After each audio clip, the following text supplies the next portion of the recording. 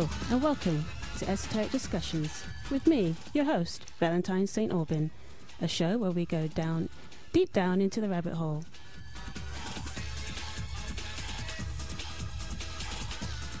You can catch me every other Wednesday evening from 9 here on Peterborough FM and online.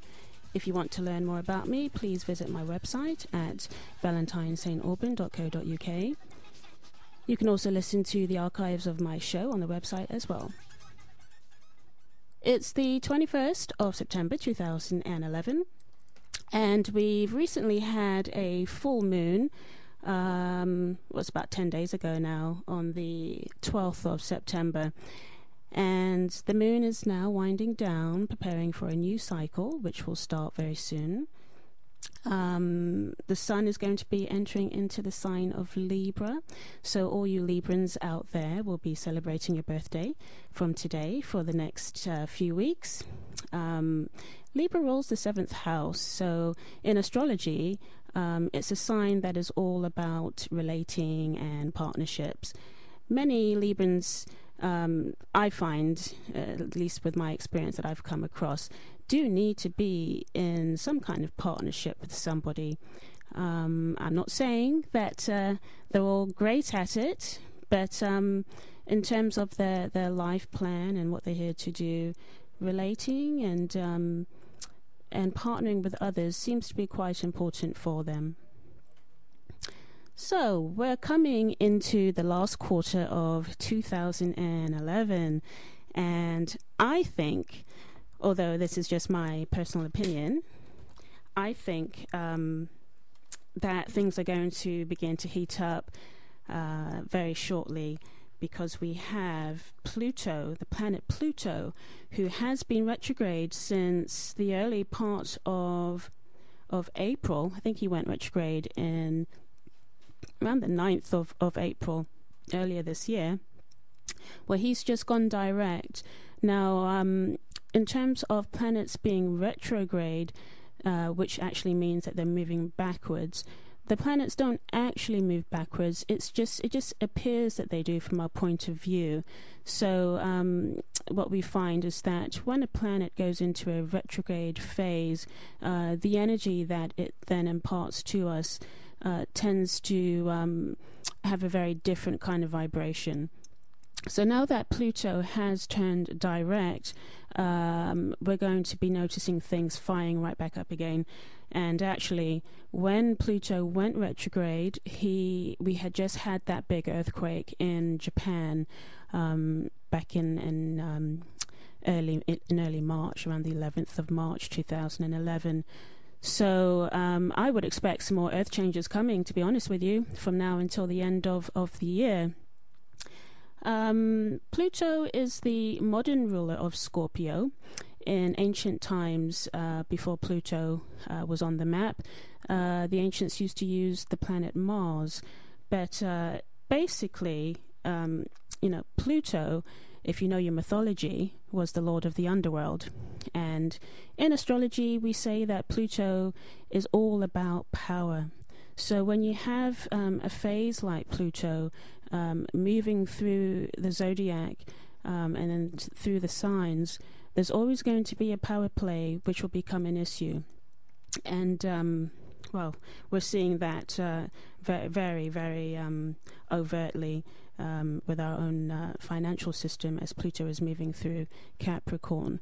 But Pluto is making a very long sojourn through Capricorn, and Capricorn is a very serious sign. It's a very stoic sign. It's an earth sign, and basically Capricorn rules our structures in terms of mundane type astrology. In terms of medical astrology, we say that Capricorn rules things like the skeleton and teeth, things that have to do with structure within the body. So when we use that to describe the outer world, we find that Capricorn rules things like our governments and our political systems, and also our financial systems. Anything of an institution type character, they all fall under the remit of Capricorn. So, as I was just saying, Pluto in Capricorn is quite serious. And when Pluto first went into Capricorn in the autumn of 2008, we had the beginning of the financial crisis, the financial global meltdown, and that was by no accident. I mean, I think Pluto had actually just gone back into Capricorn for its long stay, right as the whole system began to show signs of great difficulty. And it's going to be a long journey, because basically we're going to have these themes of recession and depression and financial uncertainty. It's going to be with us until at least about 2023. So it's a very long time, folks, a very, very long time. So a lot of things coming in the years ahead. And when Pluto goes through a sign, there's always a change that has to happen. You do not get a transit of Pluto without change. And if there are any Capricorn individuals listening, or those with a Capricorn ascendant rising sign or a Capricorn moon, you'll know all about Pluto, especially if your sun is in the early degrees of Capricorn. You would have been feeling a lot of change in your life. And it's not always a very easy kind of change. It's usually quite severe, complete collapse. Your whole life does collapse, and you have to transform and basically rebuild, like like the bird, the phoenix. Rise from the ashes.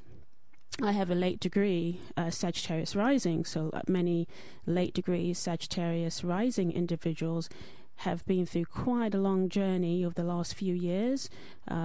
Everything around us had to change. So, anybody with late degree Sagittarius ascendants, anybody with early degree sun signs in Capricorn or moon signs or ascendants, it's going to be a difficult few years. So in terms of the world scene, with Pluto moving through Capricorn, again, we're going to see difficulty within our financial structures, within our political structures, and it's going to be quite a dilemma for the Western economies. Things are going to have to get a lot more worse before they're going to get better. And, Pluto in Capricorn, because Capricorn is a very ambitious sign, and Pluto is all about power. So what we're seeing as well with the financial system is this basically things like greed and sleaze are coming up to the surface. And that's very Plutonian-like, things coming up to the surface, being exposed. And that's what we're seeing within our banking systems, within our political structures. We're seeing, the sleaziness. We're seeing the abuse of power. We're seeing how money's being pocketed in various ways. And, and then you have situations like, the banks that are too big to fail. And also Western economies being held at ransom. That's very Plutonian. Pluto can be very dark. Think of the mafia. Think of the underworld. These are all the themes being played out just right in front of our eyes. And of course, the Western economies are also getting themselves into difficulty. Those of us in the EU know what's going on with many of the countries within the EU having to be bailed out by the IMF. We've got Greece, we've got Portugal, there's signs that Italy is having difficulty, signs of France, and the IMF again, they're sort of like a big bully, if you know your history, if you know how the third world operates, the IMF have kept third world countries indebted rather than help them, and that's where Western economies are going. So there's a lot going on, and as I said, Pluto in Capricorn is going to be with us until 2023. So just think about that for a minute. It's a very, very long cycle. So these are just very early days, and there's many more days ahead with many twists and turns and what have you. So are we going to sit back? Are we going to be victims, or what are we going to do about it? And that's what we're going to have to figure out as this next decade unfolds.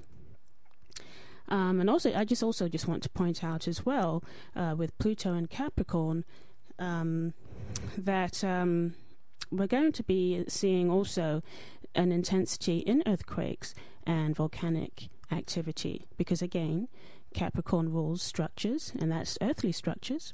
So that means our planet's going to be rocking and rolling, and we've already seen it. Now the issue is it all natural earth changes? Is it HAARP? A lot of people are saying many of these big earthquakes are HAARP related. I don't know the answers to those questions. It's all very interesting. If it is HAARP, then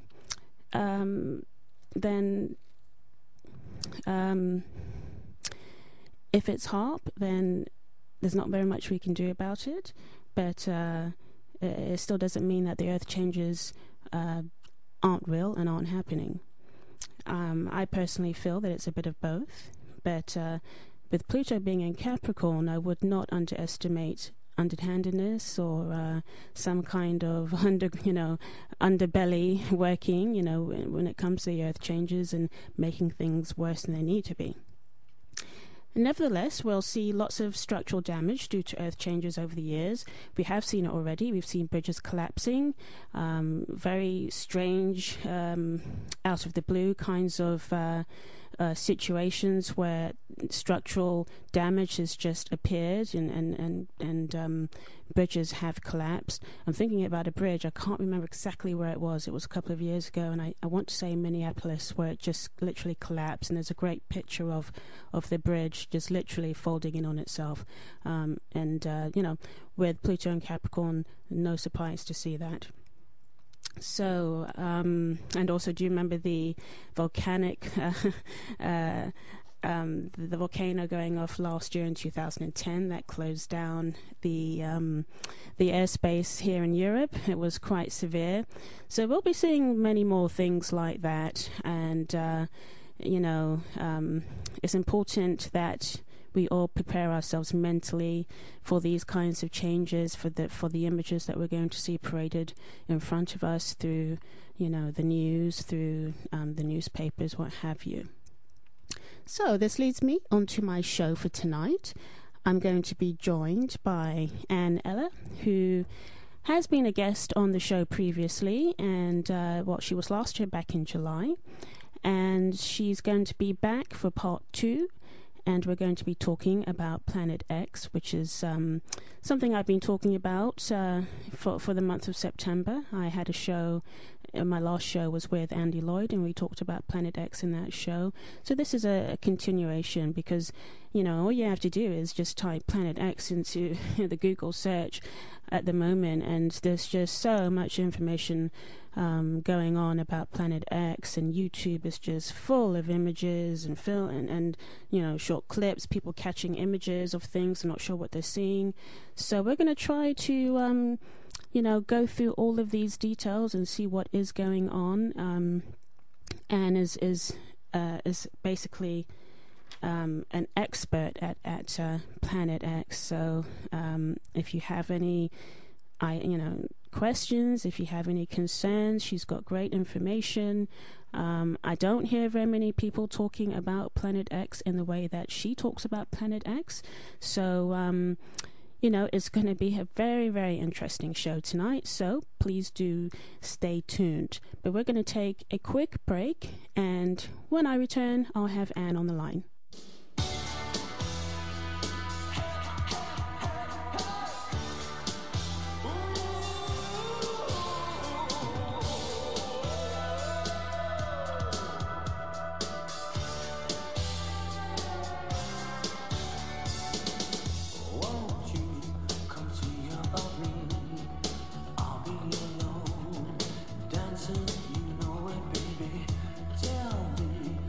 Troubles and doubts.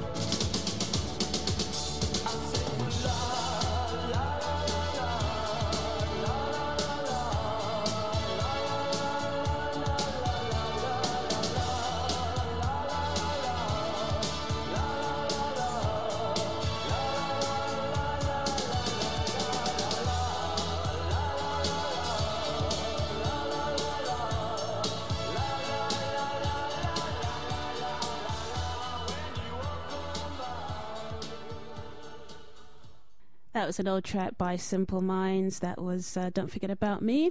I love that song. It takes me back to my teen years. Do you remember the movie The Breakfast Club? It was an excellent movie.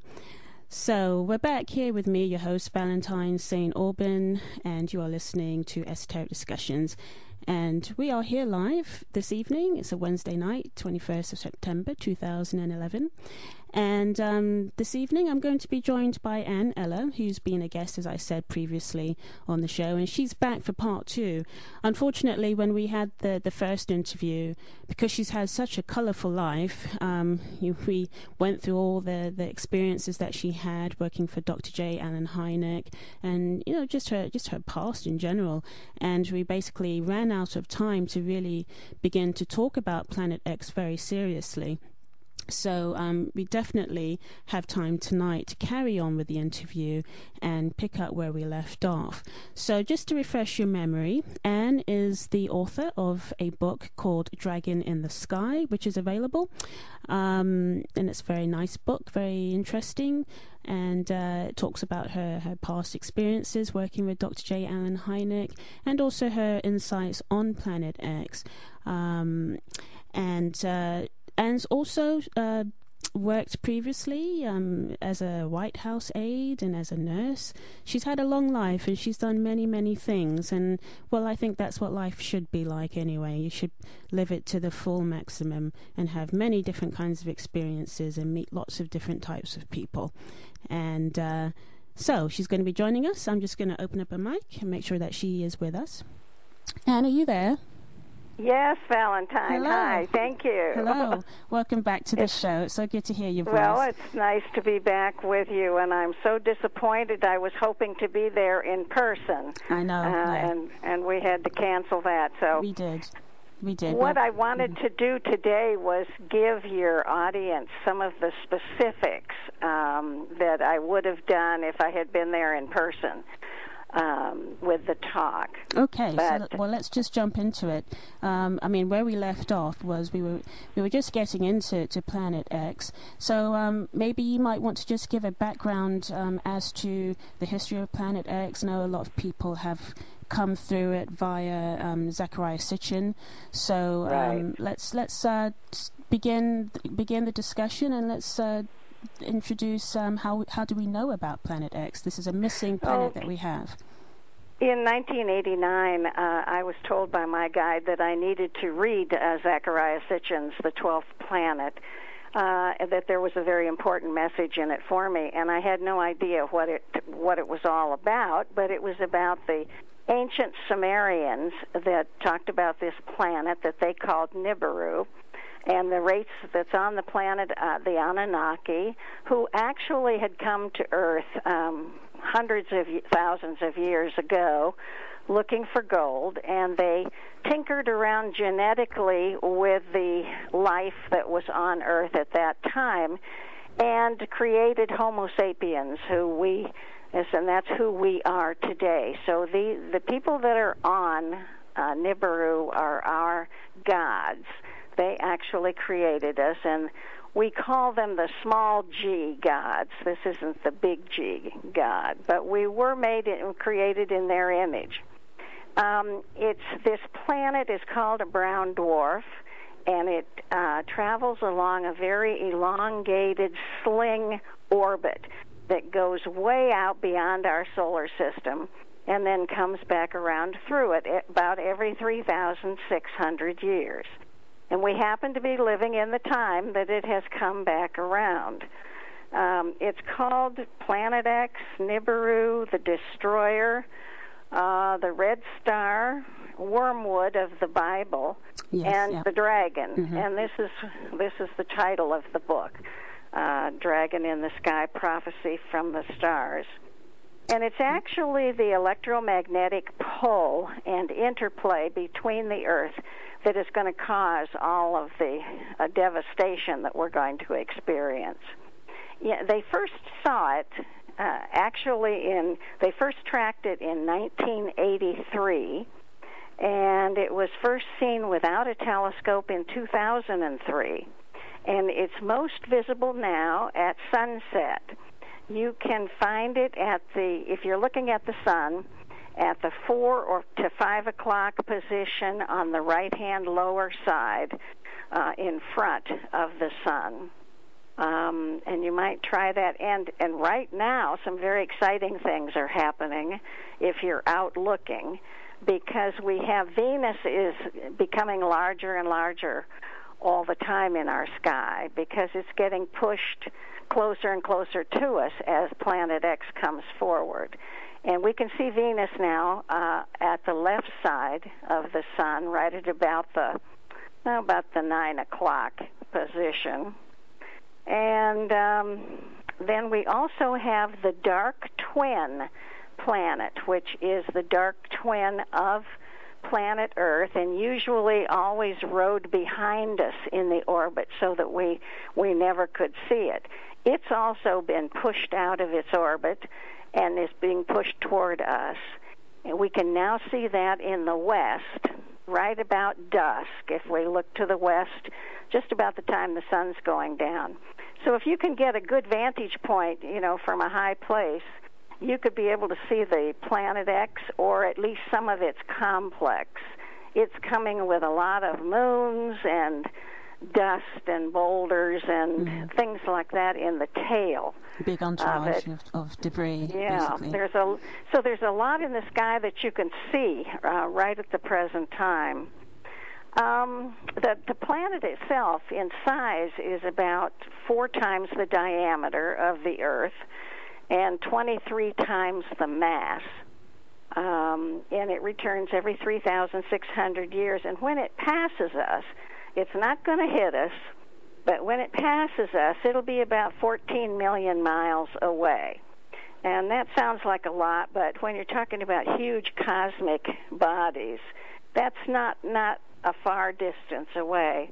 And then this huge tail that's coming along behind it wafts way out about another 5 million miles away from Planet X. And so we're going to get a lot of the trash that's in that tail as it goes by. And when it comes by us, when it passes by us, it's going to cause the Earth to go into a pole shift, a 90-degree pole shift. It's going to fall over on its side, and during the course of about an hour, it'll fall over on its side, and then it will eventually right itself again and take up the rotation again.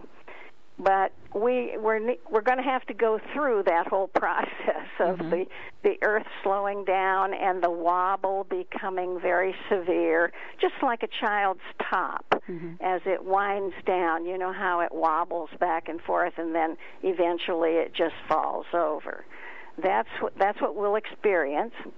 And you can survive it, but there are things that need to be done. And you need to be doing them now and not wait, because we're in the 7 of 10 right now on a scale of 1 to 10. Now, this is what the Zetas use as being able to track the intensity of the actual pole shift. Is that correct?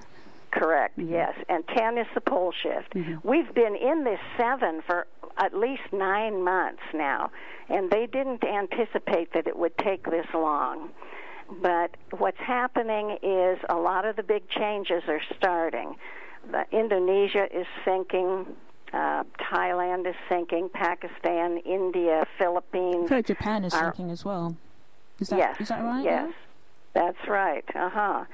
So we're going to be in for a rocky road between now and then. Also, the South America is getting ready to make a turn and move. It's going to move to the west about 250 miles. And after this shift, the North Pole will be off the coast of Brazil, and the South Pole will be below India. And India is scheduled to go under the water, too. And India, well, I know Pakistan were having really severe floods. My memory is failing me. I think it was either last year or in 2009 when they had all the rain and masses and masses of water were not drying off the land properly, and it was flooding that whole area there. Are we beginning to already see, like in terms of India and Pakistan, going under? Is that what we are sort of experiencing now? Yes, it's sinking. It's already beginning to sink. And they just had a large earthquake in the northern part of India near the Himalayas. And this is exactly where the tectonic plate is being pushed under the Himalayas. So it's forcing India down, and it's pushing the Himalayas up. Okay. And we'll be seeing a lot of that all over. But when Japan is going to have a series of large earthquakes, and right after that, the New Madrid Fault in the United States is going to open up. That's going to be a huge earthquake, and the Great Lakes are going to drain into the Mississippi River and so forth. Right after that happens, you folks in the UK need to be very alert, because even within hours of that happening, you are going to have a tsunami. And that tsunami is going to be anywhere from 200 to 300 feet high. And at the same time, Wales and Scotland and Ireland are scheduled to lose 150 feet of elevation. So going under the water by 150 feet eventually. England is only going to go under about 75 feet. But the importance here is that in the 2 years following the Earth, the pole shift, the ocean level is going to rise all over the planet and will be about 675 feet deeper or higher than it is now. So if take Ireland, if Ireland is sinking 150 feet and then the ocean is rising 675 feet, that'll tell you how high you need to get in order to survive. And the first thing that you folks need to do is to survive this tsunami. You need to get to the high ground. I did some research, and tell me if I'm wrong here, but it looks like you do have some high mountains in Wales and England and Scotland and Ireland. You do have places that are 3,000 feet up. Well, that's nice to know. I don't even know it, to be honest. Well, the question is, where are they, and can you get up to the top of them? If there aren't any roads or paths or anything, are they climbable? But in England and Wales, they're called the Marilands and the Hewitts. Have you heard those words? No. Well, those are about 3,000 feet up, and Scotland has the Marilands and the Munros. It's a type of mountain, I guess, depending upon its height, and those are 3,000 feet up. In Ireland, they have the Sperrin Mountains, the Glens of Antrim, and the Morney Mountains, I believe it's called. And there's anywhere from 1,700 feet to 3,400 feet. But I would suggest, I would highly advise everyone from Ireland to leave. Ireland is going to take the brunt of this tsunami. Because it's going to be the first piece of land it's going to hit. And then as it washes over the UK and into Europe, as it goes, it progressively gets lower and lower. It's going to be, what did I say? It's like about 150 feet tsunami going through the Irish Sea. And when it comes up the Thames, and by London there, it'll be about 100 feet. Wow. And it'll come crashing through. It's got a lot of force behind it, so it'll take out some bridges and some buildings. It would be my recommendation that the people of Ireland go to Europe and go into the mountains of Europe. They would be much safer there. If you can get in England, if you can get up to 3,000, if you can even get to 1,000 feet, you'll be able to survive this tsunami. Right. And the oil pipeline region up there in Aberdeen, in Scotland, yes, that's going to rupture when this tsunami comes through. Right. Okay. So you got some things to think about. Well, we certainly have. Yes. That's a load of information that we've started off with. I just wanted to, because there's going to be people listening, and some of them probably don't even know anything about Planet X. So I wanted to just also pick up on some of the points that you just previously made before we move on with more of these details. When you're talking about this issue of a pole shift, basically we're talking about, the poles, the magnetic poles, which is what we're talking about, aren't we? The north. No, we're talking about magnetic and geographical. And geographical poles shifting. So where the North Pole is, the South Pole would be, and vice versa. Now, in terms of historically speaking, let's go all the way back to how you started off the interview, and you were talking about the Sumerians and what we know about Nibiru through Zecharia Sitchin, and also just there's been other people as well that have put out this theory that our DNA has been tampered with. I mean, me personally, I got very much into von Daniken when I was much younger. That's how I came into a lot of this information. You know, you have the whole ancient astronaut theory, and it makes complete sense to me. And even when you're talking about the gods and things like that, we tend to think that, you know, it's mythology, it's not very real. But when you introduce this ancient astronaut type theory, it actually makes quite a lot of sense. And what seem to be stories really are just actual incidents handed down through time. But what we do know about the Nibiruans, there are descriptions of them as well. They're quite tall beings, aren't they? Yes, and we thought of them as these giant gods. Giants, yes. Yes, and you know, they came and they did what they did. They touched up our DNA, and we can see that in the historical record, because this is one of the things that have stunned or made the scientific community quite confused, is how did Homo sapien get quicker, faster, stronger than Neanderthal, than Cro-Magnon so quickly? And to the point where Neanderthal and Cro-Magnon just disappeared, and Homo sapien became the main species that overtook the Earth. They can't explain it. Science has always been looking for the missing link in evolution. That's from the apes. Well, we did not descend from the apes. That's right, yes. We were totally interfered with. Mm-hmm. And it was, I like to call it an ET upgrade. Yeah.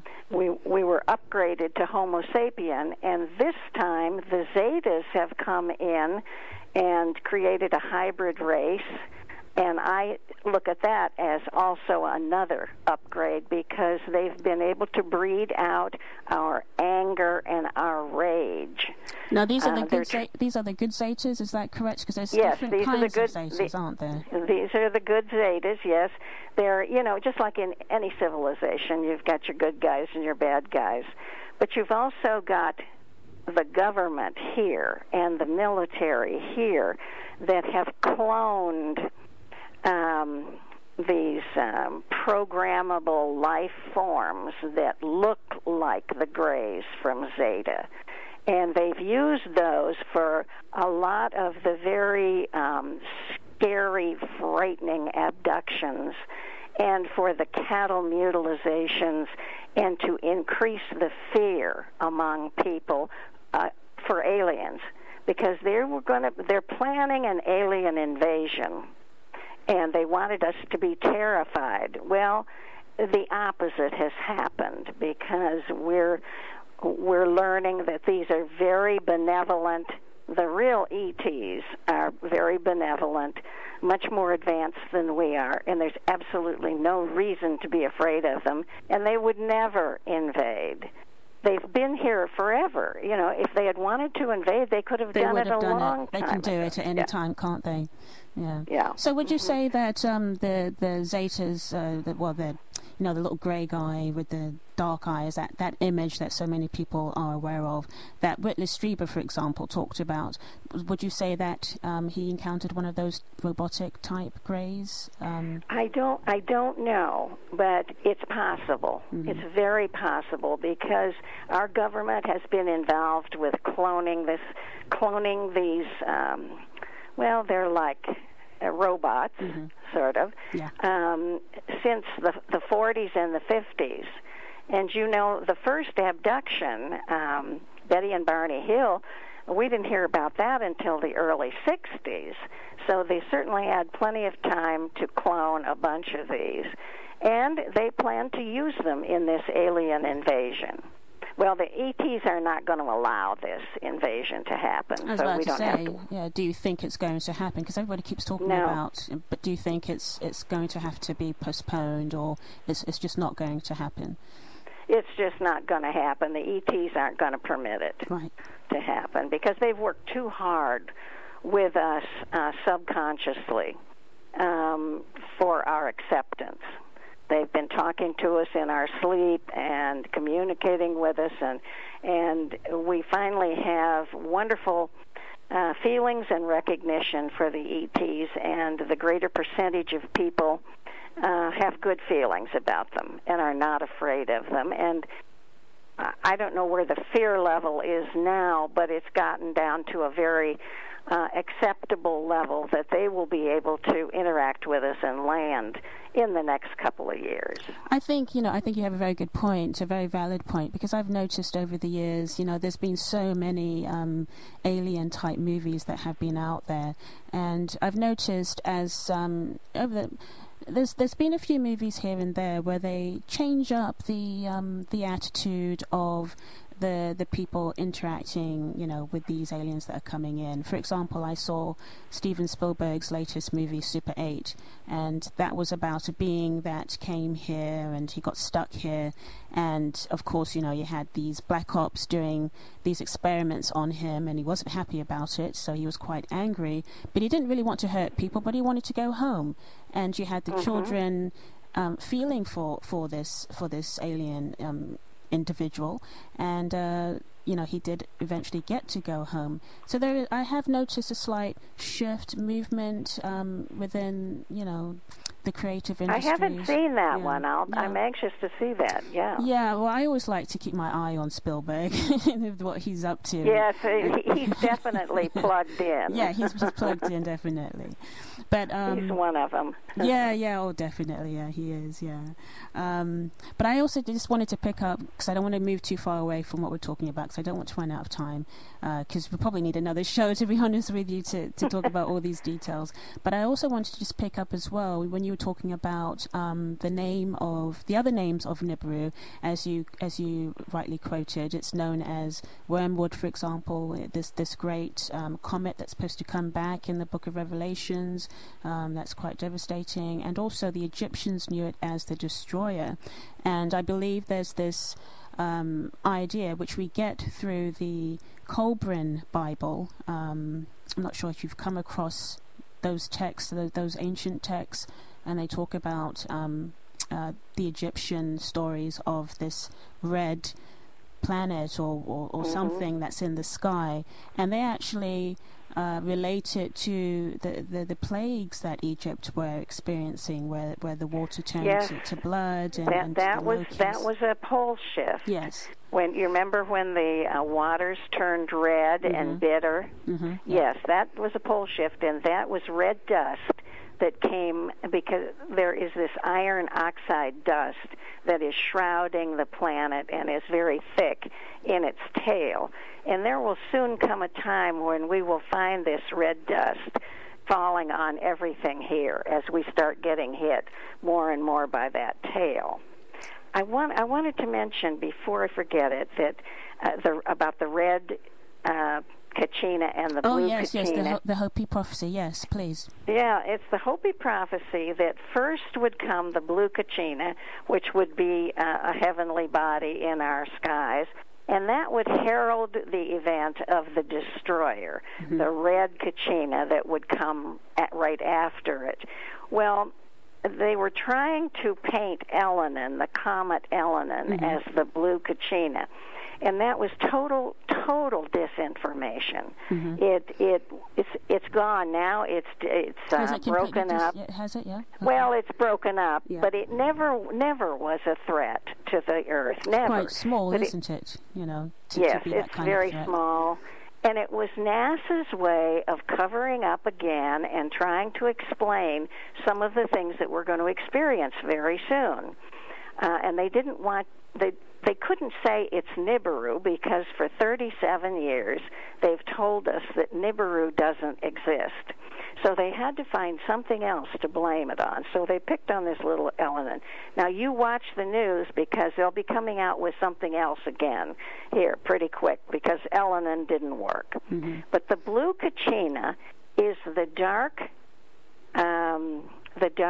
star, the dark twin of Earth. And you can now see it in the west at sunset or at dusk, and it's giving off a bluish purple color and sometimes some yellow mixed in with it. This is the blue Kachina of the Hopi prophecy. It's here, and we are seeing it. Okay?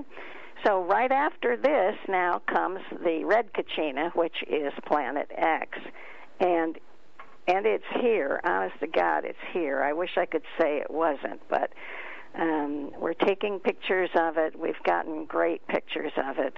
You can go online. Go to zetatalk.com and look at those photos.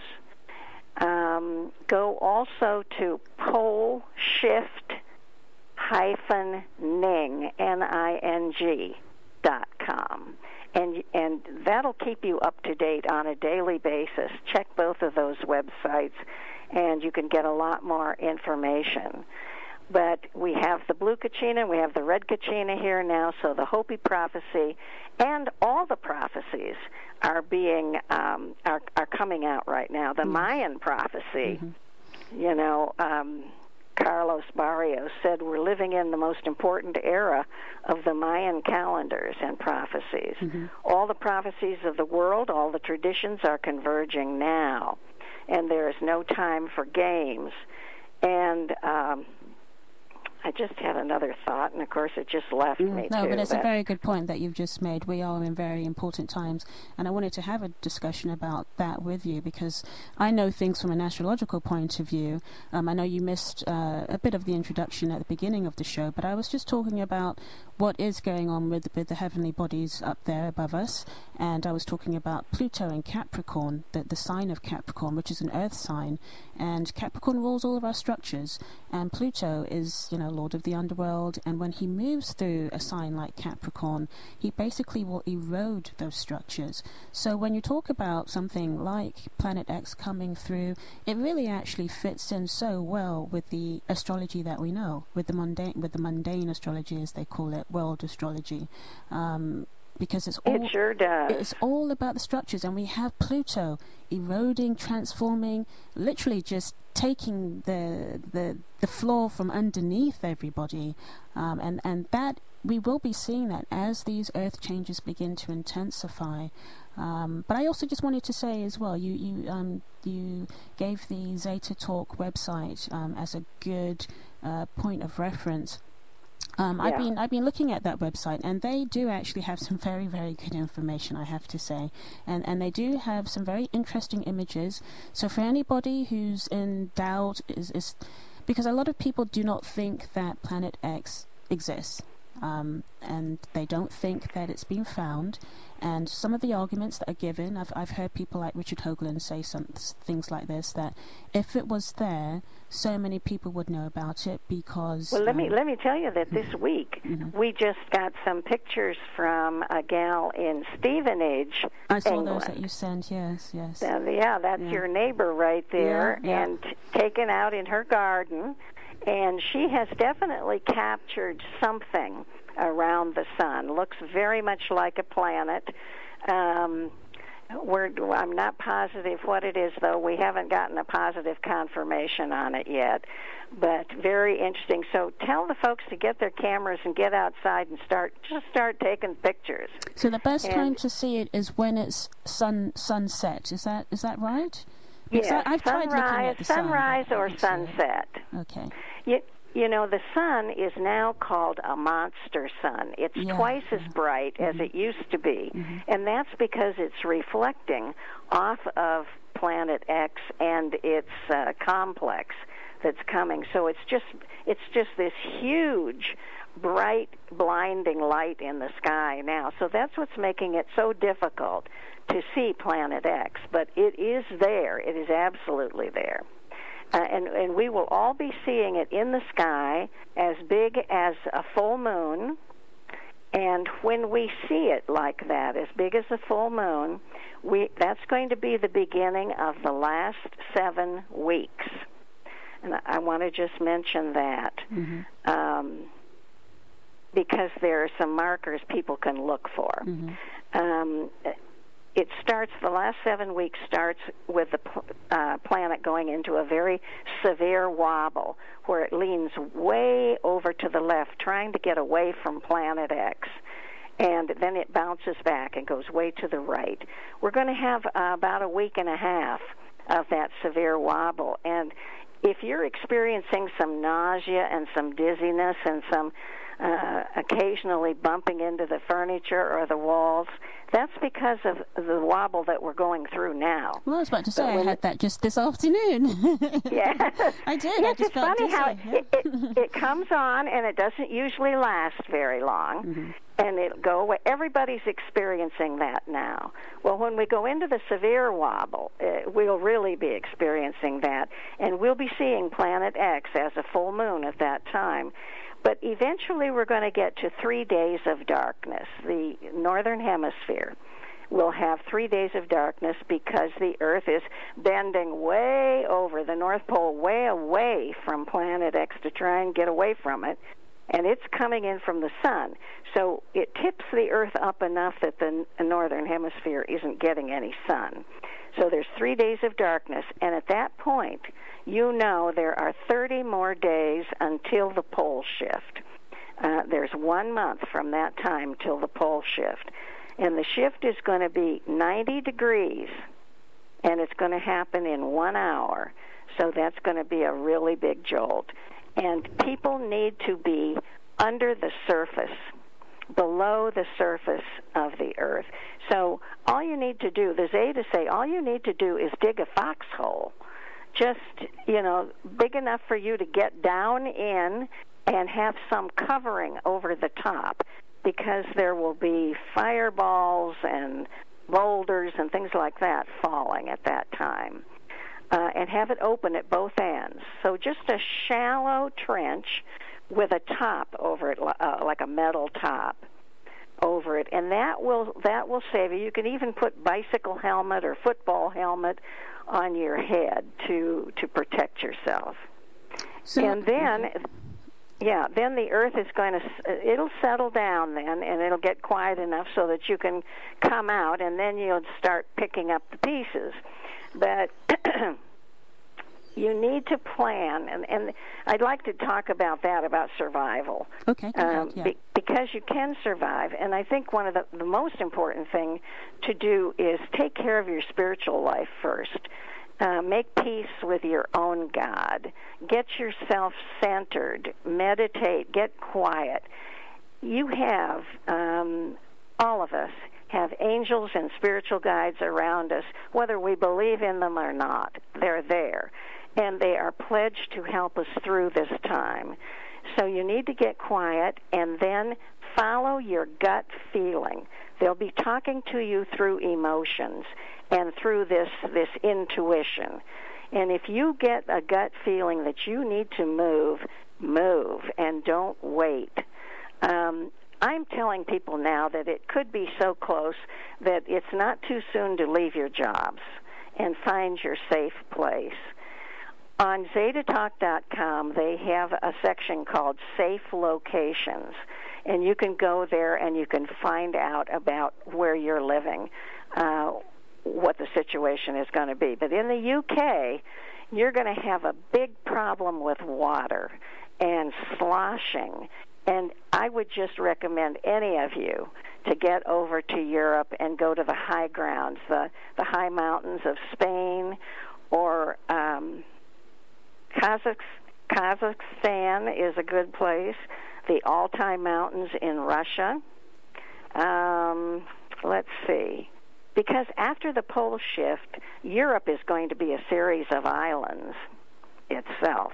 Right. So if anybody's got a boat, or if you can build an ark, now would be the time to do it. So basically we're having another flood. Yeah. Just like the original. Yeah. Yeah. The interior of South America is going to be fairly safe. Eastern Australia, Kazakhstan, the interior of Africa, and in the United States, Wyoming and northeast Montana, and central Canada, the high grounds of central Canada are a good place also. But anyway, take care spiritually. Tell your family, your loved ones, how much you love them, and ask for forgiveness if need be. You need to stock up on food, water, and medical supplies. So it's about getting right in the mind. And I guess, there's many people, I get contacted quite frequently. A lot of people are waking up, they're having awakenings, they're waking up to the other side of themselves. They're having Kundalini awakenings, and their bodies are going through many changes, and they are feeling different. And I guess you could say that it's all tied into the times that we are in, as you said earlier. This is a very extraordinary period of time. We're at the end, astrologically speaking, we're at the end of a 26,000-year cycle. And as you were saying earlier as well, there are prophecies as well that are all converging together. We have the Mayan calendar. So, yes, I mean, it's not far-fetched to be of the understanding that with change, and if you want the change, things are going to have to radically change. It's not just going to just click its finger and we wake up and we have a different world. We're going to have to go through a transformation. How do you feel about NASA with their with these reports that people are hearing, that they're telling employees to begin to get serious and get prepared for some things coming? Have you heard anything from your side about any of that? About employers saying this? At NASA, they're telling their employees. Yes, we have. Yes, NASA is giving all kinds of instructions for the people that work. Do you think it's genuine? Yes, I do. I think that is genuine. I think they're they're trying to take care of their own. Mm-hmm. They're not giving the public any good information. It's all lies coming out of NASA, and it's all lies coming out of the government. You can't believe anything that the officials tell you anymore. Yeah. This is a situation where you're going to have to save yourself. Nobody else is going to come to your rescue, and you need to plan to live a camping life for at least the next 2 years. So better get those tents out and get cracking and find your safe place. You know, the other wonderful thing that is happening, and this is all wonderful, it's all good. Well, people want change, so here it is. When we get through this, whether we get through it with our physical body or not, whether we decide to go to a higher level and leave our body here, a lot of us will decide to do that. But anyway, it's going to be great because the whole of humanity is going through a spiritual transformation now, and we're all being given the opportunity to be elevated and to go into the fourth and the fifth dimension, which life in those dimensions is such a far cry from the third dimension. It's wonderful. There's no sickness or much less illness, and people are loving and kind. There's no war. It's a wonderful thing that we're going to. So there is going to be a golden age, but we have to get through this to get to that. Okay. Yep. Well, are we out of time? We are. That's an excellent way to leave it for now. We're going to have you back again. Because I'd be glad to, sure. Because we really didn't get to talk about Comet Eleanor properly and all those other things. But just don't pay any attention to Comet Eleanor. Yeah, absolutely. Okay, so we're going to love you and leave you. And I want to thank you, Anne, for coming on the show tonight. And your website, you want to just quickly say your website? It's Ann, A-N-N, Eller, ELLER.com. And I have a video up there that explains all of this, so they could go and find out a lot more. Right, so that's the end of the show, guys. It's been a good one. Until then, keep your eyes on the stars.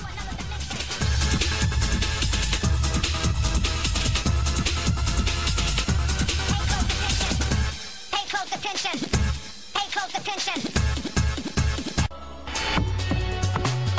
Peterborough FM, one station, many communities.